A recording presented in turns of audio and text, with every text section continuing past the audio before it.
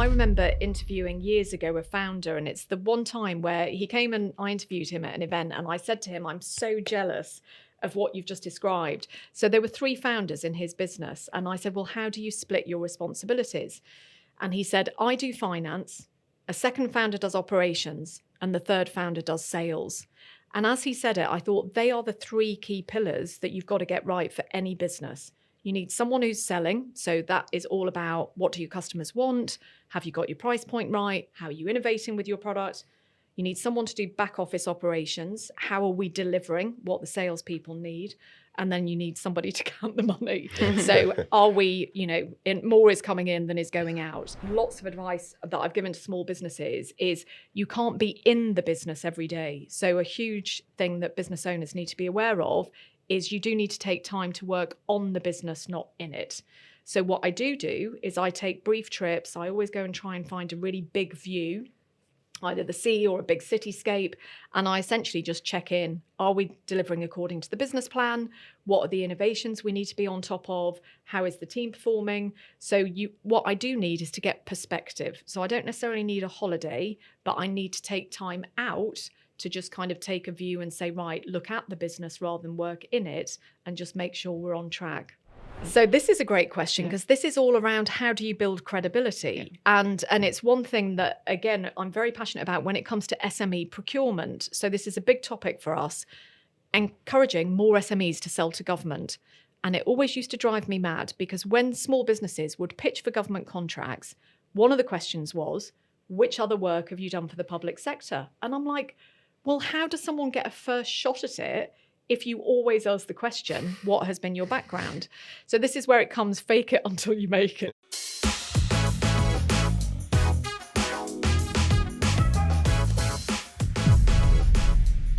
Okay, Emma, thank you for joining us. Obviously, Emmanuel and I know all about you, and we're really big fans. But for those viewers and listeners today, tell us a little bit about who you are and what you do. So I am Emma Jones. I am founder of a business called Enterprise Nation, and we help people start and grow their own small business. So we have lots of small businesses. This year, we're just under 900,000 small businesses who come to Enterprise Nation, and we connect them to lots of support and resource. Really cool. And I know that you're obviously a serial entrepreneur in your own right, and we've talked a lot about it. So what had led you to starting Enterprise Nation in the first place? Well, I had a business before Enterprise Nation, and I guess, Jenny, if I go back a while, and you'll hear lots of business owners talk about this, I was brought up in a family of entrepreneurs. My mum was a restaurateur, so we quite often lived above the shop. I was waiting on from the age of 12. So you very quickly learn the value of money, that if customers are coming in, you're making money, and if customers aren't coming in, you're not.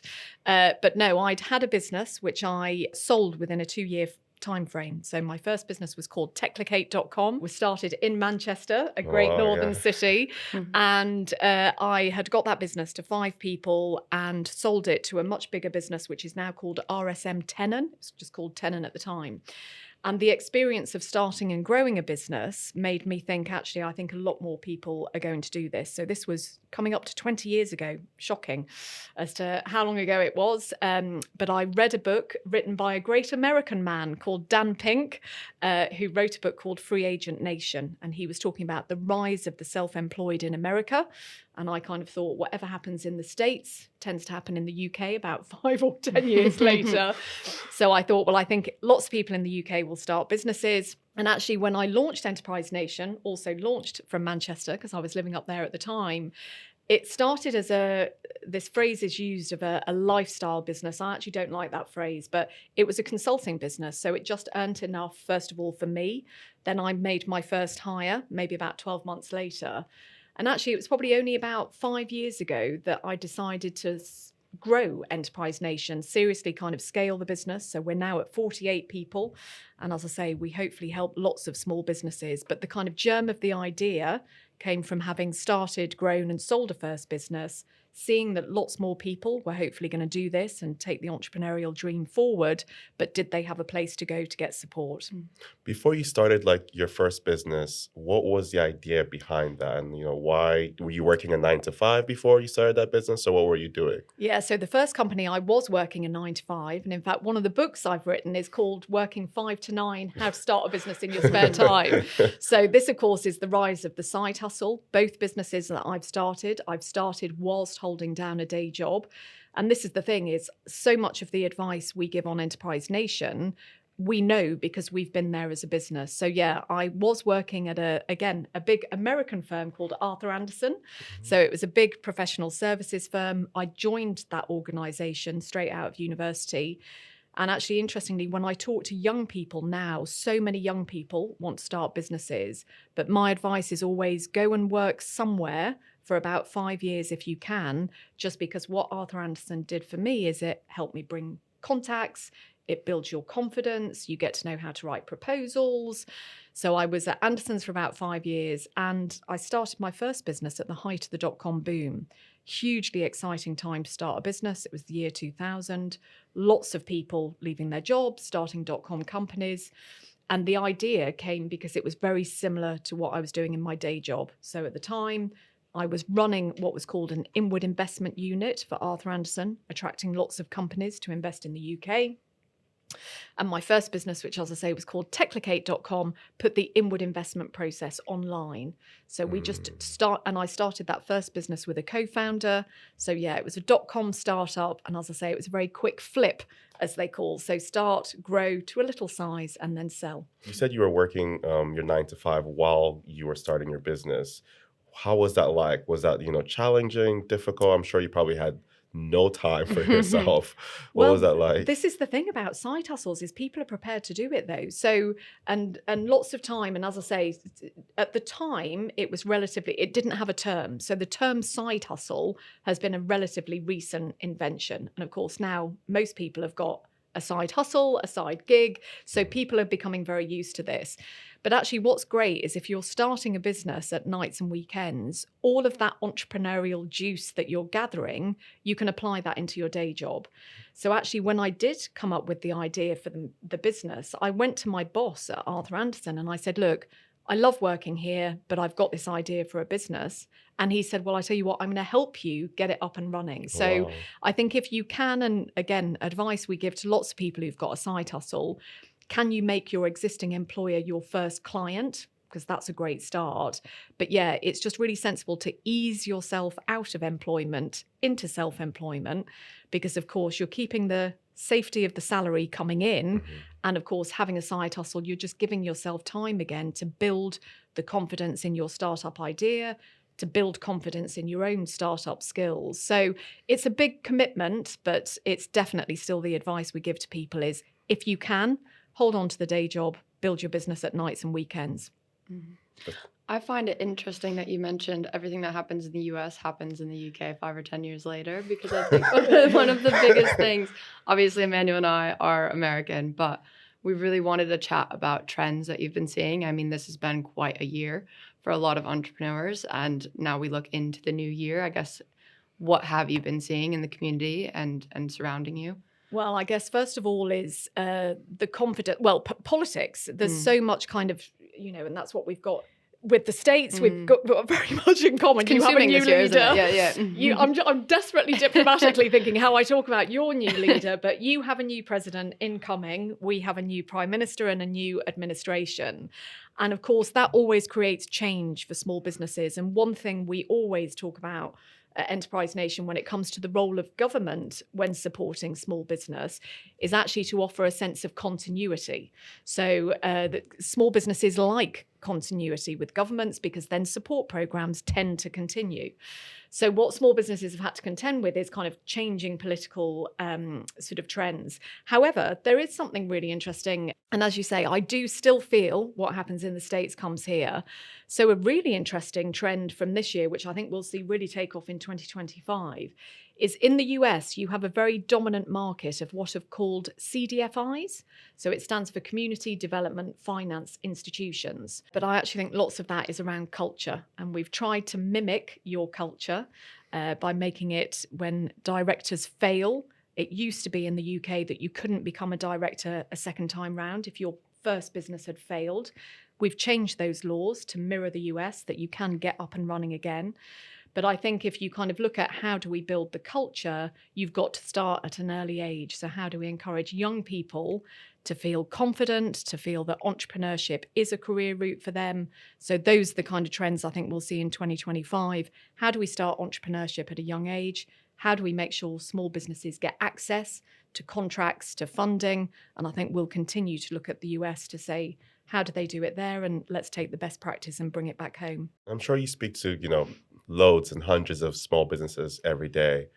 How do you think, or maybe what are they telling you about how the recent budget is going to affect them going into 2025? Not good, to be honest. And again, for those who've watched Enterprise Nation for a while, we have always been adamant that we always want to be a positive and optimistic place, because starting and growing a small business is really tough. And so we want to be the place where businesses come and think, actually, I want to do something positive. I want to hire someone. I want to make more sales. Enterprise Nation can help me do it. But we also have to face the reality of what we are hearing from small businesses. So the response to the budget, and actually, I think it was a big, funnily enough, that we're kind of doing this podcast, which is a form of communications. I think it was a fall down in government communications, because actually the budget wasn't too bad for small business, but no one spoke about it. Mm-hmm. So, of course, what got the media spotlight, and I have to commend City AM because you've done an incredible job post the budget of calling out the things that businesses aren't happy with. National insurance, of course, being a big one, wages going up. For bigger businesses, they are reacting to this and it's not great. But for smaller businesses, the budget was good news. For smaller businesses, they won't have to pay national insurance, so good result. There was an extension to something called shared prosperity funding. So this is the funding that pays for business support programs, good result. Something that's very close to our hearts, extension of a program called Help to Grow Management. Enterprise Nation's part of running that. Extension of that for 12 months, good result. But it was never noted in the budget, and kind of none of the headlines covered this because actually the government didn't really promote it. So if you look at the detail, the budget wasn't too bad. However, going back to the role of a government when it comes to supporting small business, we love it if they give continuity, but we particularly love it if they build confidence in the market. And what the budget didn't do a good job of is building confidence within businesses. Anyway, it's a big week this week. It's Small Business Saturday. So I think that confidence raising will now start to commence. Is that something you hope to do then, going into January, where the startup show that Enterprise Nation hosts every year? Is that something like you hope to do, that kind of build that confidence within businesses and entrepreneurs? So, Emmanuel, it's the biggest thing we try and do at Startup Show. And I know you've both been to Startup Show, but we've got a new venue this year, so people will just walk in. And my one hope is that people walk in and they immediately will feel, this feels positive. It feels can do. And somebody walks in thinking, oh, I've got this idea, but is this the year that I get started? And then they leave thinking, right, I've heard everything I need to know, but more importantly, I've met loads of other people who are doing this. They seem to be confident about doing it. I will give it a go. And that is our job. That, as I say, running a small business is really hard. Every single day you've got issues to deal with.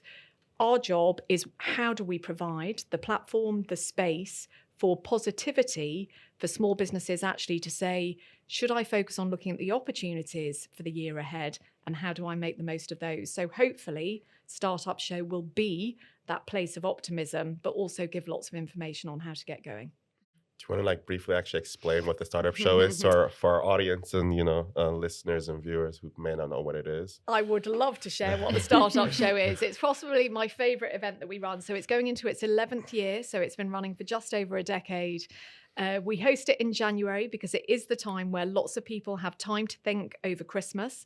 They come back to their day job, back to this side hustle, and they think, oh, I just want to kind of do something. So it is a one-day event where, as I say, hopefully we can offer everything that people need. So there's a stage for access to funding called Show Me the Money.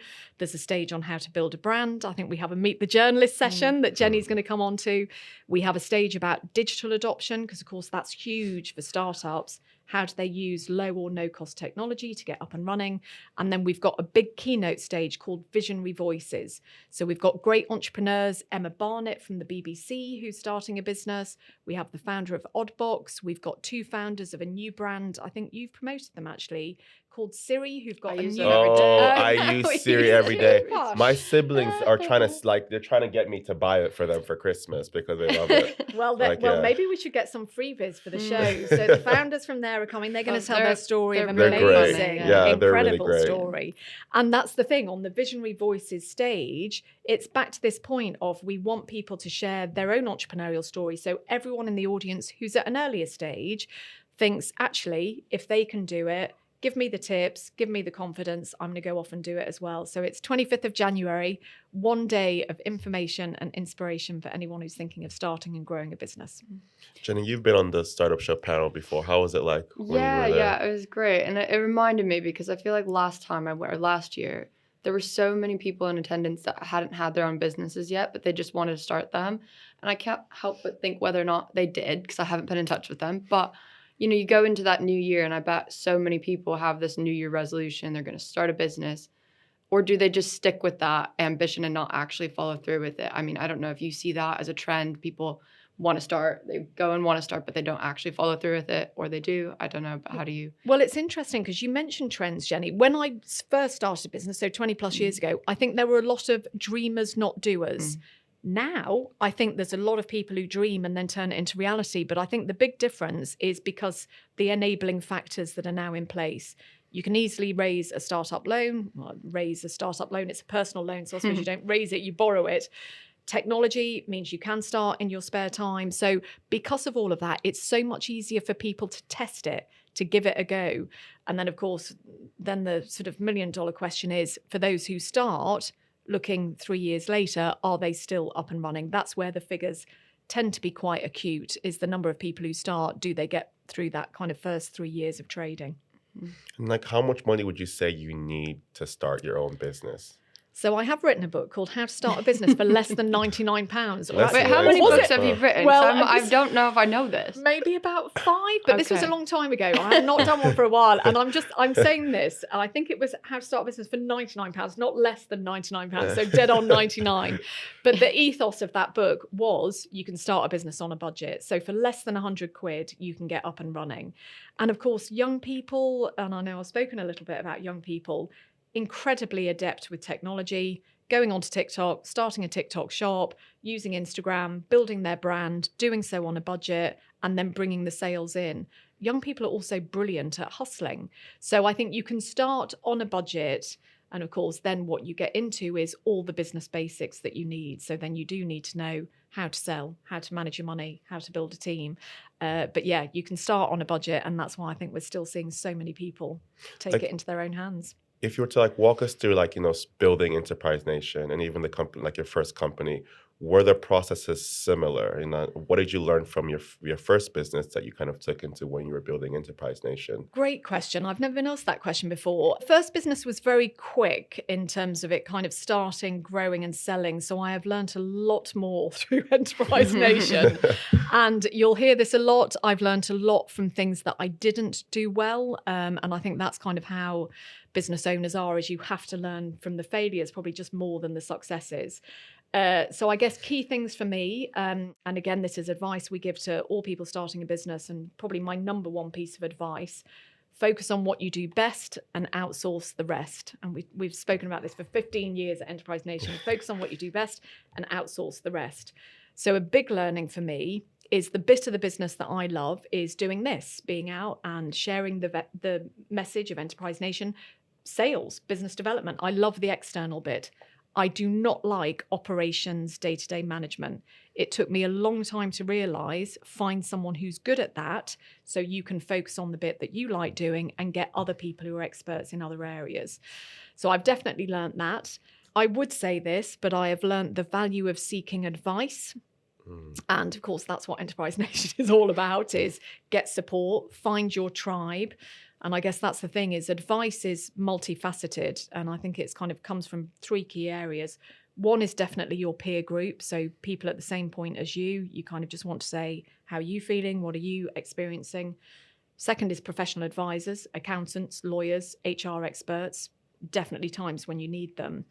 And then the third and possibly most valuable form of advisor is a mentor. So on those days where you just need to download as a founder, do you have someone who can just kind of guide, not necessarily tell you what to do, but help you come up with your own decisions?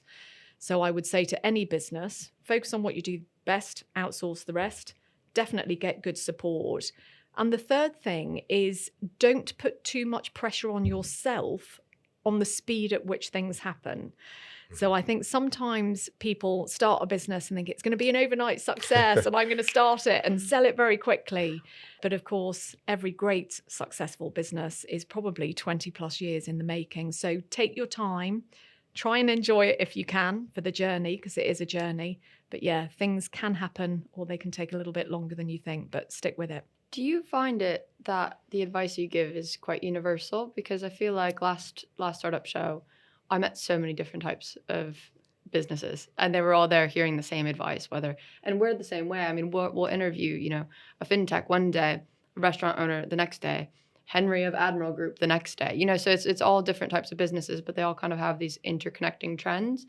I think that at the startup show, I met someone who now makes smelling balloons. And she has like an incense company, and she sells them to cafes. So like you get like mocha smelling balloons when they have parties, and like something like cool. that is very. I wish I had her name so I could plug it in. But she came to another event that I had because she met me at the startup show last year. And those types of things, you notice them, and you're like, but then there was also fintechs there. There's also all these kinds of businesses. So what's it like giving that advice to a community that's so diverse? It's a great point, and I would say the advice is similar because business basics are quite the same. And again, I remember interviewing years ago a founder, and it's the one time where he came and I interviewed him at an event, and I said to him, I'm so jealous of what you've just described. So there were 3 founders in his business, and I said, well, how do you split your responsibilities? And he said, I do finance, a second founder does operations, and the third founder does sales. And as he said it, I thought they are the 3 key pillars that you've got to get right for any business.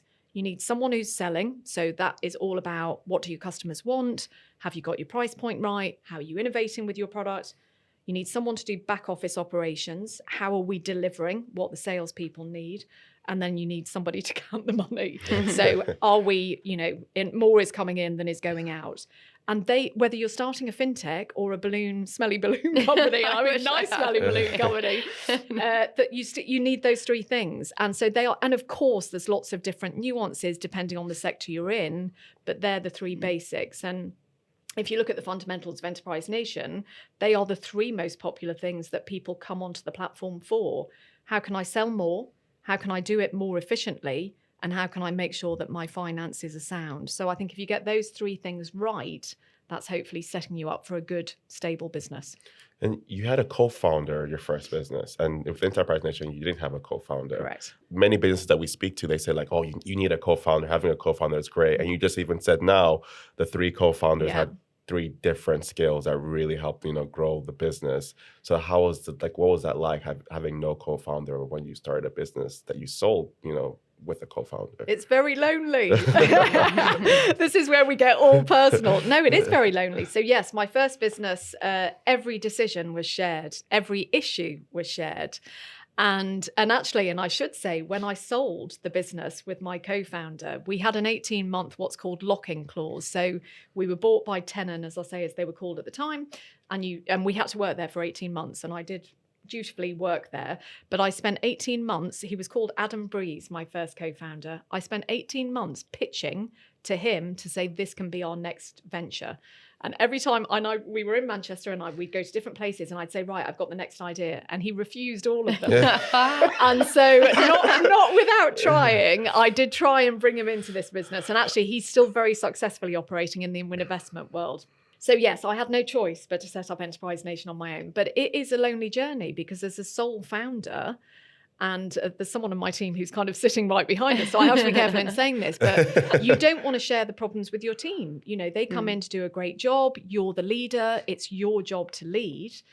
You don't have a co-founder to talk to. And this is where I come back to the value of mentors. So what's really helped me, And I've pretty much, the gentleman who was responsible for buying my first company is pretty much still my mentor today. So if you can have that place to offload, for some founders who are sole founders, it can be their spouse, it can be a member of their family, it can be a mentor. But yeah, I think with that, the highlight of being a sole founder is you don't have to check any decisions, so you can just go ahead and do. The downside is lots of those questions are constantly going on in your mind and you don't necessarily have that outlet for them. Yeah, I don't regret being the sole founder of Enterprise Nation. I've now got a beautiful team, and one of the great things that kind of makes me proud of this business is I've got a very young executive team who've been with me, some of them now for 10 plus years. And so they have kind of become the operators of the business day to day. So a lot of the decision making now sits with them. And so, yeah, if you can build that kind of business, that's ideal. But my advice is try and find a co-founder if you can. And just a bit of advice on that, try and find someone who's got complementary skills, but different. So it goes back to that kind of, if you're good at finance, find someone who's good at sales. If you're good at operations, find someone who's good out front. So yeah, I think it does help if you can find someone to share the journey with you.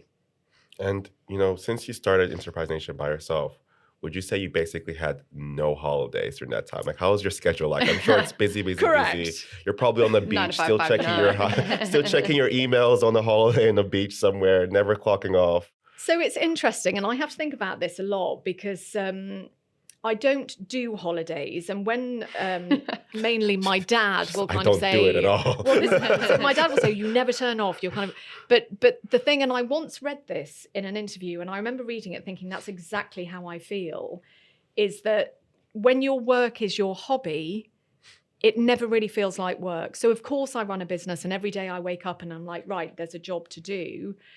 But I am and I feel very lucky. I love what I do. And therefore, I'm kind of on constant holiday, if that makes sense. Mm. What I do, however, try and do, and again, lots of advice that I've given to small businesses, is you can't be in the business every day. So a huge thing that business owners need to be aware of is you do need to take time to work on the business, not in it. So what I do is I take brief trips. I always go and try and find a really big view, either the sea or a big cityscape, and I essentially just check in. Are we delivering according to the business plan? What are the innovations we need to be on top of? How is the team performing? So what I do need is to get perspective. So I don't necessarily need a holiday, but I need to take time out to just kind of take a view and say, right, look at the business rather than work in it, and just make sure we're on track. This is going to jump way back to when you started Enterprise Nation, but my question is, so you worked for 5 years with a firm, and then you built a company for 2 years, and then you decided to just go into small business consultancy. How did you convince people that you were someone to listen to? Like, not that you didn't have the experience, but sometimes that happens after you've scaled 17 businesses or, something of the sort. So what'd you do? I guess is my question. So this is a great question, because this is all around how do you build credibility? Yeah. And it's one thing that, again, I'm very passionate about when it comes to SME procurement. So this is a big topic for us, encouraging more SMEs to sell to government. And it always used to drive me mad, because when small businesses would pitch for government contracts, one of the questions was, which other work have you done for the public sector? And I'm like, well, how does someone get a first shot at it if you always ask the question, what has been your background? So this is where it comes, fake it until you make it. Okay. So back to the actual question. So I essentially found a first amazing client who was prepared to kind of take a risk. And I will never forget this first client. So as you say, I'd started up Enterprise Nation. It was an enterprise consulting business. So it was going around regions of the Northwest to say, here's how you can build an enterprising area. And this amazing man called John Barker, who worked for an enterprise agency called Furness Enterprise. Have you ever been to Barrow-in-Furness? I don't think so. Well, it's the most incredible place. They call it kind of the edge of the world, because it's literally on a dead end in England, but I don't say dead end in a disparaging way. It's literally geographically. And there's a huge BAE presence, BAE system. So they build huge boats there. But they were what the boatyard was decreasing its employment. So they said, right, how are we going to build the future of our economy? So I said, well, you want to encourage young people to start businesses. So I got my first contract by running a whole program. And again, however many years on, we're still doing this, helping young people start businesses. And John Barker from Furnace Enterprise said, okay, I'll take a risk on you. Come in, show us how it's done. That was the first client. And of course, once you've got credibility, it then helps you build up the others. So I think it was a bit of bravado. Again, what we have to learn from the Americans all the time. Bit of bravado, hopefully focusing on what they needed, good delivery, and then the rest, as they say, is history. Just won more contracts, kept on building. What would you say was like maybe the most unique business that you've ever, encountered? So there was one I remember. We did because actually when Enterprise Nation sort of first started, we were very focused on businesses that were run from home. So actually our first incarnation, we were called the Home Business Website. My first book was called Spare Room Startup, How to Start a Business from Home. And in Cardiff, Wales, we did a home business summit, again, years ago. And a business turned up, which was a ferret business. Like an animal. For ferrets. And what? I'm so confused. So he was a ferret breeder. Okay. And so he brought his ferrets with him and it was all run from home. And I kind of remember thinking, wow, it just kind of shows that anything can be done from a home base. So I think from ferret breeders to smelly balloons, it's Yeah, I was like, thinking you about the name smelly it. balloons coin thing. I think it's probably best to say scented. Scented rather than Scented. smelly That was the balloons. word I was trying Scented to balloons. Much better. You can Yeah. tell you're the one in communications and I was branding. like, that just doesn't sound Yeah, right. scented balloons. Okay, well, I guess to wrap things up, what do you see as the future of Enterprise Nation? I mean, I see that you've got a knack for the American market. I mean, do you plan to go global? Do you plan to keep championing the UK? What do you see in terms of the future growth of what you're doing? Focus, actually, is our big word, I think, for 2025. Focusing on the current markets in which we're delivering. So we really want to make sure that small businesses in the UK are supported. And we've got pillars that we really want to do that, help small businesses win more contracts, raise money, hire people. So we want to do that right. We're expanding in Ireland. So we've been operating in Ireland for about 3 years. So I'd love to continue expansion there. And I guess just kind of continue to represent the views of small businesses. I think 2025 could be a big year for small business. And what we desperately want to do, and I think if someone ever kind of says to me, when will you feel your job at Enterprise Nation is done, is we really want to kind of hone in on how you take friction out for small businesses every day in their lives. So small businesses every day, thinking about things, figuring out how to do things. And we just want to leverage business support. And we're working on a concept of how do we get an AI-powered personal business advisor connected to every small business in the UK to do the thinking on their behalf. Where we say to scented balloons, hey, today you might want to look at your social media. The next day, we can see you're doing really well. You might want to think about hiring a person. If we can take out friction for small businesses and make it as easy as possible to start and grow a business in the UK and Ireland, then I think our job will be done. So 2025, we've just got to keep our heads down and keep focused on that mission. I think one of my final questions might be just how important is entrepreneurship to you? And if you weren't an entrepreneur, what would you be doing? Oh, wow. If you weren't running Enterprise Nation, what would you be doing? I have absolutely no idea. Maybe I'd be scented balloons. I don't know. I need Or to a find your ferret name. business. I think if I wasn't, mind you, I think it's probably one and the same. I think if I wasn't doing what I wasn't doing, I'd love to invest in other people's businesses. So business fascinates me. And as Jenny said, there's so many different types of businesses, and there's nothing more gratifying watching someone with a passion and an idea turn that into a growing business. So I think if I wasn't running a support platform and community, I think it probably would be funding those to hopefully go on the journey that I've been on, which is to take the dream, turn it into a business. Yes, there's going to be hard days, but I think it would therefore be an investor rather than an entrepreneur. I don't know if they're one and the same. That's a bit of a cop-out. Earlier, Emmanuel said he was going to ask you what you're going to do when you retire, and I was like, Emma's never retiring. Never. Yeah, That's I was terrible- like, should we ask terrible everyone what she's question going to to do when she retires?